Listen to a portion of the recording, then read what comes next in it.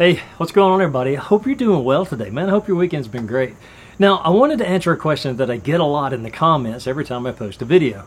And if you've watched my channel for any number of months now, you notice that I do own a couple of bows. And two very particular bows that get a lot of responses on are the Samick Sage and the Black Hunter Recurve. Now, the questions I always get are, which do you prefer? Which do you think performs better? Would you buy this one over this one again? And the questions just keep going on and on and on. Now, both of the bows I do own and I do like that. I like them both in their own respects because there are some good points about both of them, and then there are some negatives about both of them. So what I thought I would do is get on here, do this quick video for you, go through some of the specifications of each bow, talk about a little bit of the form and function of the bows, and then let you be the judge of which one maybe is in your future, or maybe you own now and you just had some questions about it. So let's dive into the video. Now, right up front, to get the technicality out of the way, both of these are entry-level bows, meaning they're going to come in at a very attractive price point. So if you're just getting started in traditional archery, and maybe you're a compound shooter and you just want to try something new as far as a traditional bow goes, or just a traditional recurve bow, these are both really kind of a good starting point because of the price point. Now, the Black Hunter comes in at $109, and the Samick Sage comes in at $130, $139-ish, depending on where you buy it and which vendor you actually purchased the bow from.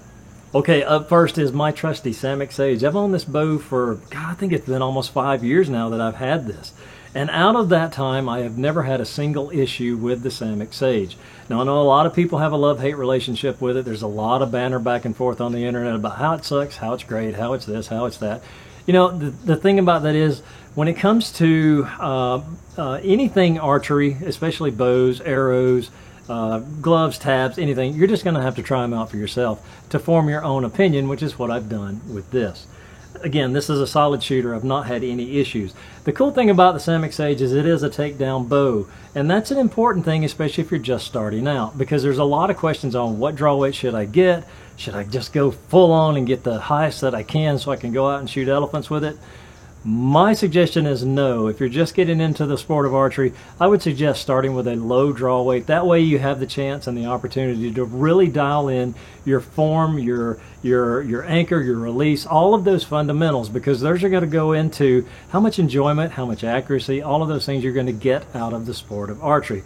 Now, the Samick Sage is the perfect bow to do this because you can start out as low as 25 pounds with the limbs, and you can go up in 5-pound increments up to 60 pounds. Now, they say that the bow comes in at 4 pounds. Now, myself, I've weighed this. It's right at 3 pounds, 2.7 something pounds. So right at 3 pounds, which is not bad. I mean, it's not really that heavy a bow. As compared to my Southwest Archery Ghost Takedown, that one's actually a lot lighter than my Samick Sage. But again, it's not really a deal breaker. It is a 19-inch riser. This is a hard maple laminate. The limbs are a hard maple laminate and fiberglass. They come in at 62 inches. They do have phenolic reinforced tips, so you can shoot a fast flight string on this bow. Now, the recommended brace height is 7.25 up to 8.25. Now, that's recommended. That doesn't mean you have to stay within that. You can go below it, you can go above it. I found that at 8 inches, this bow shoots very nicely. This is the 40-pound version. I've never had an issue with that. I've always shot the 40, 45s around in that area. And again, that's always been a good draw weight for me. So again, the Samick Sage, really good. Now, the cool thing about this is it does have a small radius on the shelf. It's just not flat like you do see in some bows. So with that being like that, you do get a little bit less arrow contact as it's coming across the shelf. Again, not a huge radius, but just minor. So, and you could even affect that more if you put like a toothpick under your rest material. That way it'll get the arrow up off the rest even more. It is tapped and drilled. You can put sights, you can put a plunger button, and you can put a I call it a balancer. You can call it whatever you want to, silencer, balancer, vibration dampener, whatever that is. So again, you have options with this bow when it comes to setup to your liking. So price point on it, about $130, $139, depending on where you get it. Again, I can't say enough good about this, especially if you're just starting out. You don't have to break the bank. Now, some of the things that I do not like about this bow. The riser itself, while it is a 19-inch riser, it does absorb a lot of vibration and a lot of shock from the limbs when you do release the arrow. The thing about the riser is it's kind of blocky, it's kind of chunky, it feels really thick in the hand. Now, that's not a bad thing, that's not a deal breaker, but again, if it were me designing this, I think I would have done a little bit more contouring in these areas, and especially in the grip part. The grip does fit nice, but again, it just feels chunky in the hand. Not really a deal breaker, like I said, but just one of those things that you need to be mindful of. Overall, if I had to buy this bow again, if it broke or something happened to it, I would, just for nostalgia reasons, because I do really enjoy the Samick Sage. Coming in next is my Black Hunter Recurve. Now, I'll tell you what, take a rock, throw it as hard as you can, and I swear you'll hit a comment, whether good or bad, about the Black Hunter Recurve. And I do hear good things about the longbow version of this, and very minimal issues with the longbow version. Overall, this has been a good purchase for me. There's a few things about it that really kind of had me miffed at the beginning, and it took me a little bit of time to warm up to the bow and actually get it set up to my liking, where I felt it was shooting well. This is another takedown bow, meaning you can start with a low draw weight on this. This would be good for someone just starting out, if they would fix a few things, and we'll talk about that here in just a second. So the thing about this is, this doesn't start as low as the Samick Sage. This starts at 30 pounds, and you can increase up to 60 pounds to increase your draw weight or decrease, whatever it is you're looking to do. So again, a takedown bow for a new archer, I think personally is a good way to go, because you just don't know until you get into the sport or you start shooting where you need to be, especially with your draw weight. Now again, I'll say this again, and I say it all the time, start with a low draw weight if you're just starting out, because that will help you get your fundamentals down. Your fundamentals are your form, your anchor, and release. If you're trying to pull back too much weight, you're going to struggle with those, and that's going to really take the enjoyment out of the sport of archery for you. Now, the maximum draw length, they say, on this bow is 31 inches. This bow's coming in at 60 inches. It is a diamond wood riser. It has bamboo core and fiberglass laminate limbs. Now, the bamboo core limbs, from what I've seen, are really nice. They shoot well. They're quiet.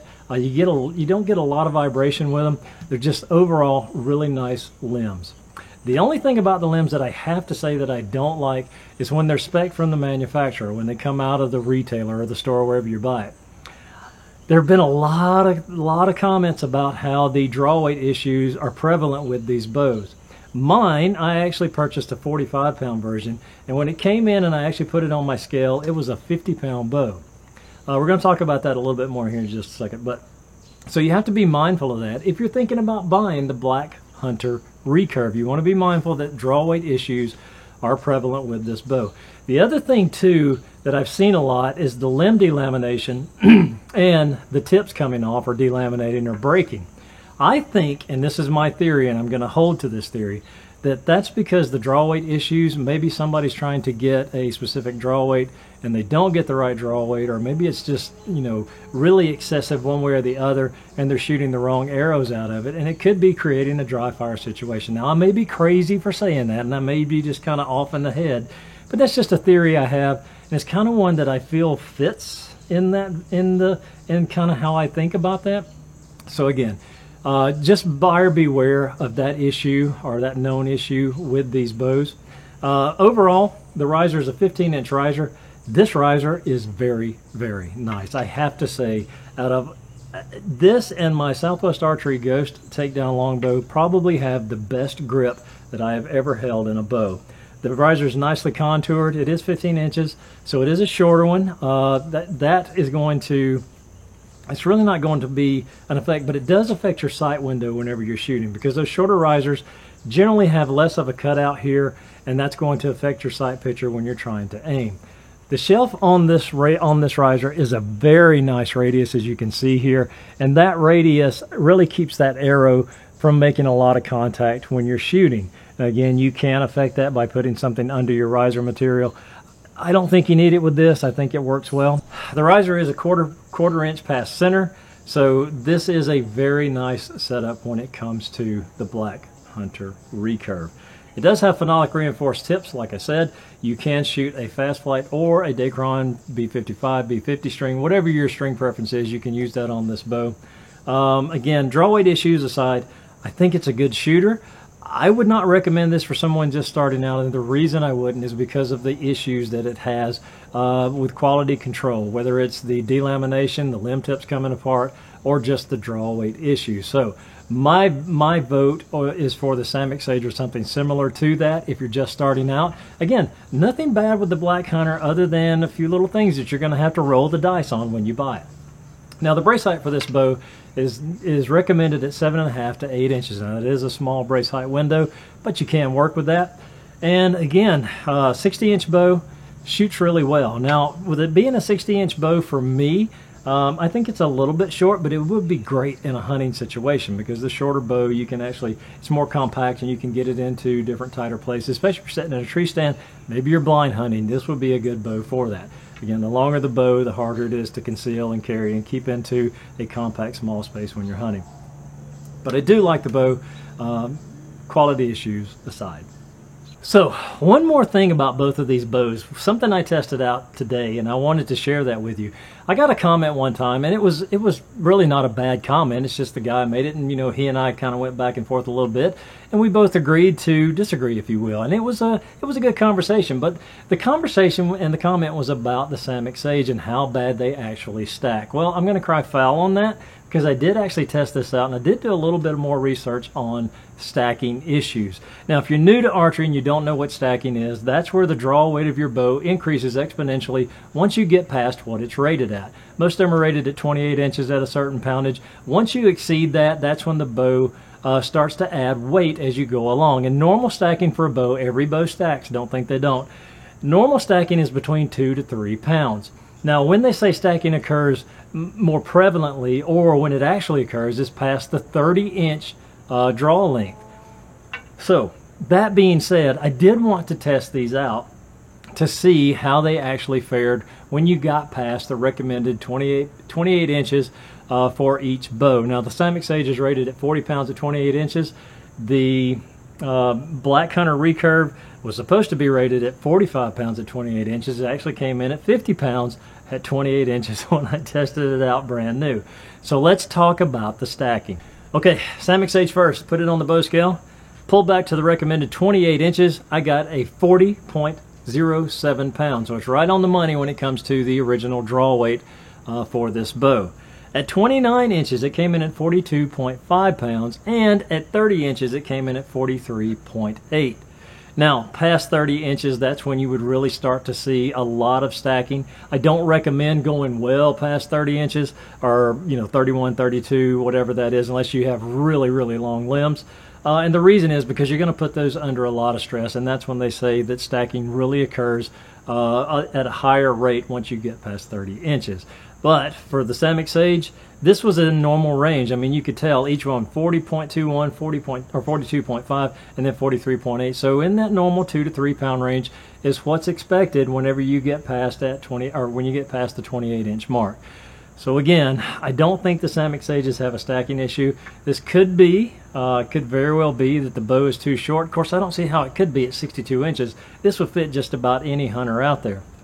So again, I'm going to cry foul on the stacking issue with the Sage. But what about the Black Hunter? Let's check that one out.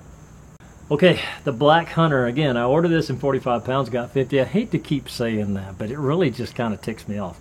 Anyway, so I put it on the bow scale as well, pulled back to 28 inches, and what I got was a 48.44.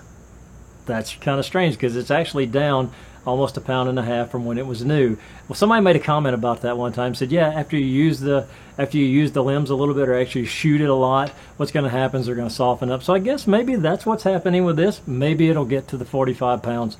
I don't know. We're going to see. I'm going to keep shooting it until I destroy it or it breaks itself. Okay, so at 28 inches, we come in at 48.44. At 29 inches, we come in at 51.65. And then at 30 inches, we come in at 53.52 pounds of draw weight at 30 inches. So again, this one's still kind of within that normal 2 to 3 pound range. So this bow is actually rated at 31 inches for a maximum draw length. So at 30 inches, I think you're safe in shooting this, but you are going to be shooting, especially with this one, a 53 pound bow as opposed to 50 pound bow, which is what this is actually rated at.